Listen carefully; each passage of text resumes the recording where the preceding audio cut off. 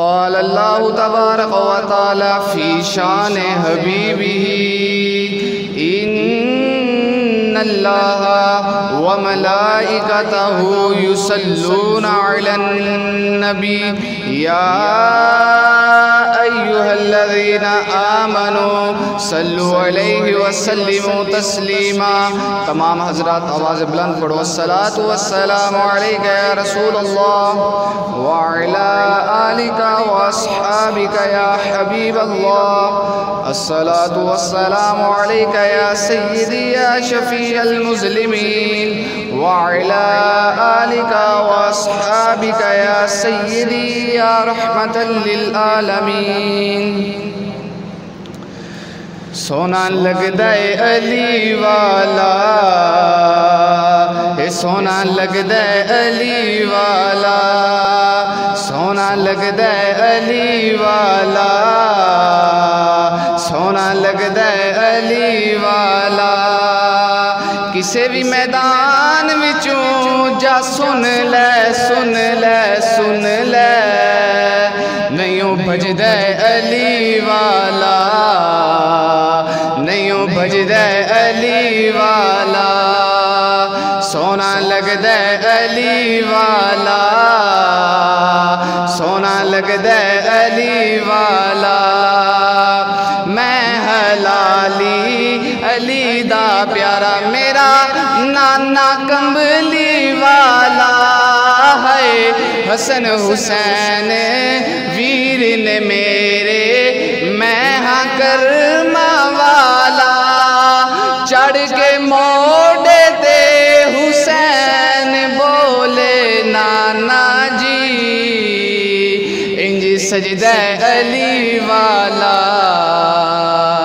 انج سجدہ علی والا، سونا لگدا ہے علی والا،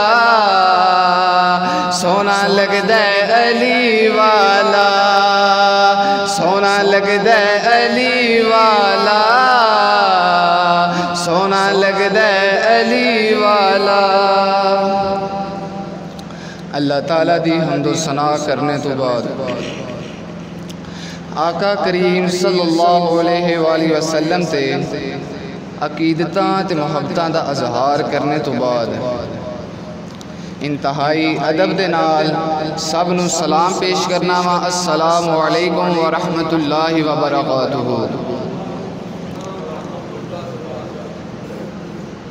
انشاءاللہ العزیز آج آداب جمعہ کے متعلق گفتگو ہوئے گی۔ جس طرح میں پہلا پچھلے جمعے دسیا سی کہ انشاءاللہ العزیز آج آداب جمعہ کے متعلق گفتگو ہوئے گی۔ امام الانبیاء دے غلام جمعے دے دن نہا دھو کے غسل کر کے صاف ستھرے کپڑے پہن کے مسجد دے اندر بر وقت تشریف لے آنا سنت ہے۔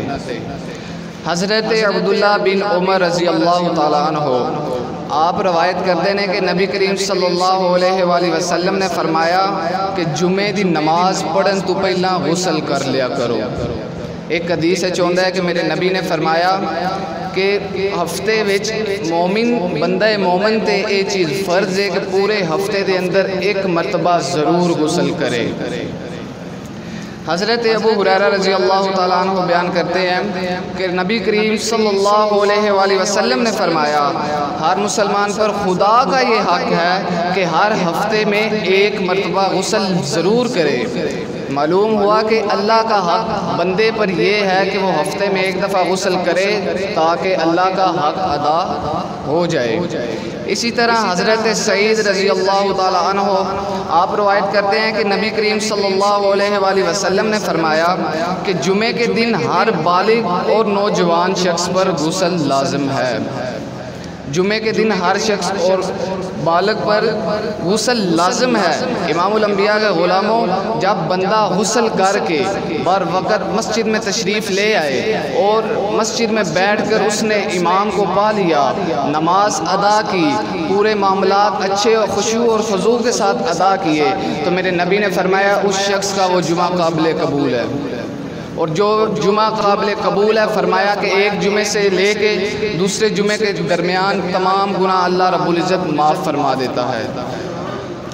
جمعے کے دن زیادہ سے زیادہ تسبیح کرنی چاہیے، زیادہ سے زیادہ تلاوت کرنی چاہیے، صدقہ و خیرات کرنا چاہیے۔ جمعے کے دن اگر کوئی شخص محلے میں بیمار ہے تو اس کی عیادت کرنی چاہیے۔ حضرت ابو ہریرہ رضی اللہ تعالی عنہ آپ روایت کرتے ہیں کہ نبی کریم صلی اللہ علیہ وآلہ وسلم نے فرمایا افضل ترین دن جمعے کا ہے۔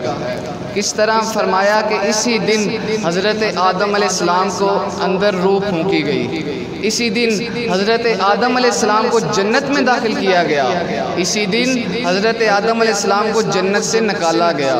فرمایا اسی دن ہی سور پھونکا جائے گا اور جمعے کے دن ہی قیامت آئے گی۔ فرمایا کہ جمعے کا دن سب سے افضل دن ہے۔ حضرت ابو سعید خضری رحمۃ اللہ علیہ آپ فرماتے ہیں کہ رسول اللہ صلی اللہ علیہ وآلہ وسلم نے فرمایا 5 عمل، 5 کام ایسے ہیں جو شخص انہیں ایک دن میں کر لے خدا اسے جنت والوں میں شامل کر دیتا ہے۔ وہ کون سے کام ہے؟ فرمایا نمبر 1 کہ بیمار کی عیادت کرنا، اگر کوئی محلے میں یا کوئی عزیز کوئی رشتہ دار بیمار ہے اس کی عیادت کرنا۔ نمبر 2 جنازے میں شامل ہونا، اگر کوئی جنازہ مل جائے تو اس میں ضرور شرکت کیا کریں۔ حضور کی حدیث بھی ہے اور یہ فرمان بھی ہے کہ ضرور جنازے میں شرکت کیا کریں۔ اور اس کا فائدہ کیا ہے؟ کوئی ہمیں یہ علم نہیں کہ جس شخص کا ہم جنازہ پڑھنے جا رہے ہیں وہ کتنا متقی تھا، وہ کتنا پرہیزگار تھا، کیا پتہ اس کا جنازہ پڑھنے کی وجہ سے اللہ رب العزت ہمارے پہ کرم اور مہربانیاں فرما دے۔ تیسرے نمبر پہ چیز فرمایا کہ روزہ رکھنا، اور روزہ الحمدللہ روزہ امام الانبیاء کا غلام و انسان کو ہر ایک عیب ہر ایک گناہ سے روکتا ہے۔ چوتھے نمبر پہ فرمایا کہ جمعے کی نماز ادا کرنا، اور 5ویں نمبر پہ فرمایا کہ کسی غلام کو آزاد کرنا۔ یہ بات بالکل جائز ہے کہ 5 شرطیں ایک ہی دن یا ایک ہی وجہ سے پوری ہو سکتی ہیں جب جمعے کا دن موجود ہو۔ جمعے کے دن اگر آپ بیمار کی عیادت کریں، اگر آپ کسی غلام کو آزاد کریں، جمعے کی نماز ادا کریں اور کسی جنازے میں آپ شامل ہو جائیں یا کسی بیمار کی عیادت کریں، امام الانبیاء کا غلاموں میرے نبی نے فرمایا وہ شخص جنتیوں میں شامل ہے، وہ شخص نیک لوگوں میں شامل ہے۔ فرمایا حضرت ابو سعید خضری رحمۃ اللہ علیہ فرماتے ہیں، آپ کہتے ہیں کہ نبی کریم صلی اللہ علیہ وآلہ وسلم نے فرمایا جو شخص جمعے کے دن سورۃ کہف کو پڑھے گا اللہ رب العزت اسے 2 جمعوں کے درمیان ایک نور پیدا کر دے گا، جو نور اس کے لیے چمکتا رہے گا اور اس کے اعمال میں اضافہ ہوتا رہے گا۔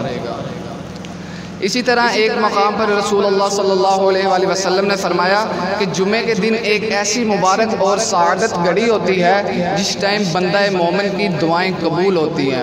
اس بات میں ابھی اختلاف ہے، علماء کرام اس بات پہ متفق نہیں ہیں کہ وہ گھڑی کون سی ہوتی ہے، لیکن 2 باتیں سامنے آتی ہیں۔ فرمایا ایک وہ گھڑی جب امام منبر پر کھڑا ہو کر خطبہ دے رہا ہو، اس خطبے کے درمیان جو امام خاموش ہوتا ہے وہ ایسی گھڑی ہے جس میں اللہ رب العزت مومن کی ہر دعا کو قبول کرتا ہے۔ اور فرمایا دوسری گھڑی وہ ہے کہ جب نماز مغرب کا ٹائم ہونے والا ہو، یعنی کہ سورج غروب ہو رہا ہو، اس وقت جو دعا بندہ جمعے کے دن مانگتا ہے اللہ رب العزت اسے اپنی بارگاہ میں قبول فرماتا ہے۔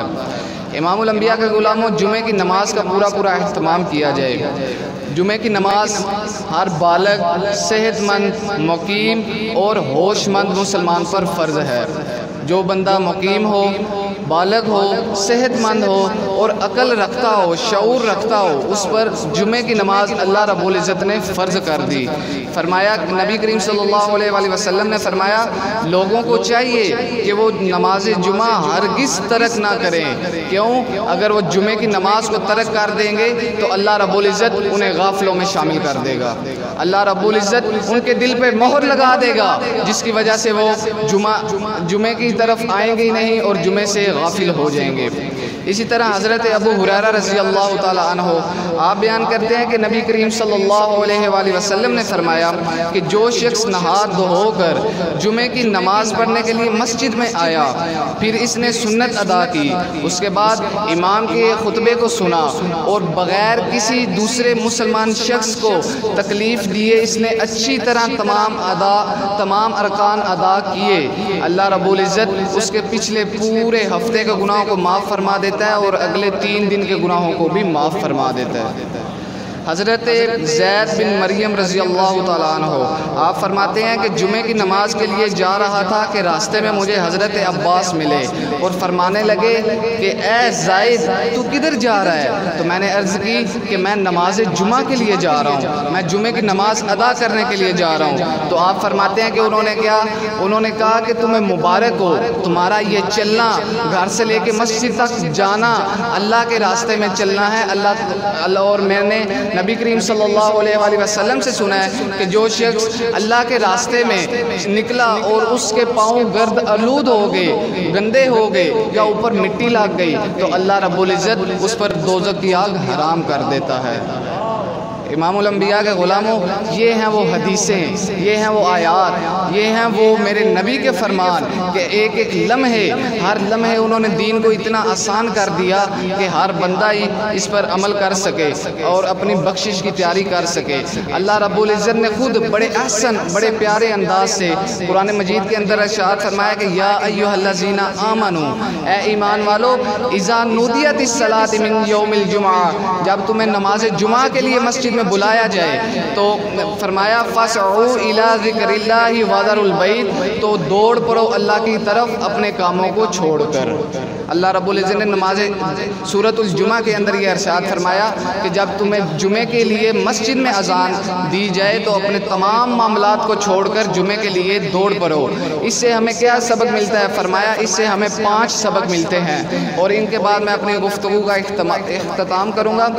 نمبر 1 فرمایا کہ جب جمعے کی اذان ہو جائے تو کسی مسلمان، کسی مومن پر یہ بات فرض نہیں کہ وہ اپنے معاملات کرتا رہے، وہ اپنی کاروبار میں مشغول رہے، وہ اپنے دوسرے کسی اور دنیاوی کام میں مشغول رہے۔ فرمایا کہ فوراً جمعے کے لیے آ جانا چاہیے۔ دوسری چیز کیا ہے؟ فرمایا کہ مومن کے لیے بھلائی ہے، بھلائی کا راستہ ہے کہ وہ دین میں اور دنیا میں خدا کی رضا کے لیے مسجد میں آئے، اللہ کو طلب کرے، اپنے نور، اپنے دل کو مضبوط کرے، اپنی تمام پرانے برائیاں، اپنے جو اس نے اپنے ہاتھوں سے برے کام کیے ہیں ان کی بخشش طلب کرے اور اللہ کی بارگاہ میں حاضر ہو کر یہ دل میں نیت کرے کہ یا اللہ میں تیرا بندہ ہوں، میں تیری خاطر نماز جمعہ ادا کرنے آیا ہوں، تو چاہے تو مجھے معاف فرما، اگر تو معاف نہ فرمائے تو مجھے کم از کم یہ اس نیت سے معاف کر دینا کہ میں تیرے نبی کی امت میں سے ہوں، میں تیرے نبی کی امت میں سے ہوں۔ امام الانبیاء کا غلاموں، اسی کے آگے میرے نبی نے فرمایا کہ جب نماز جمعہ آپ ادا کر لو تو اس کے بعد پھر زمین پر پھیل جاؤ اور اپنا رزق تلاش کیا کرو۔ اس کا مطلب یہ نہیں کہ نماز جمعہ پڑھا اور گھر جا کر سو گئے، اس کا مطلب یہ نہیں کہ پورا ہفتہ آپ نے کچھ کام کرنا ہی نہیں، صرف اور صرف اللہ توبہ کرنی ہے، صرف اور صرف یہ کام کرنا ہے کہ اللہ تعالیٰ کی حمد و ثنا کی جائے اور اللہ کا ذکر کیا جائے۔ امام الانبیاء کا غلاموں، ہر بندہ مومن پر حقوق اللہ کے ساتھ حقوق العباد بھی فرض ہیں۔ میرے نبی نے فرمایا کہ زمین میں پھیل جاؤ اور اپنا رزق تلاش کیا کرو، جو رزق جدھر اللہ نے لکھا ہے وہ تمہیں عطا ہوگا۔ مولا علی علیہ السلام کا واقعہ یاد آ رہا ہے، آپ نے فرمایا کہ ایک مرتبہ میں ایک بستی کی طرف جا رہا تھا، راستے میں ایک شخص مجھے ملا، اسے میں نے اپنے گھوڑے کی مہار پکڑائی اور میں نے کہا کہ تم تھوڑی دیر ادھر رکو اور میں بستی سے ہو کے آتا ہوں۔ آپ جب بستی سے واپس آئے تو دیکھا ادھر گھوڑا موجود تھا، مگر جس شخص کے ہاتھ میں وہ لگام پکڑا کر گئے تھے وہ ادھر موجود نہیں تھا۔ آپ بہت حیران ہوئے اور ایک چیز اور دیکھی کہ آپ نے دیکھا اپنے گھوڑے کے اوپر موجود کاٹھی بھی اس گھوڑے کے اوپر موجود نہیں تھی۔ آپ قریبی بازار میں گئے تو دیکھا ادھر ایک دکان کے باہر وہی کاٹھی لٹک رہی ہے۔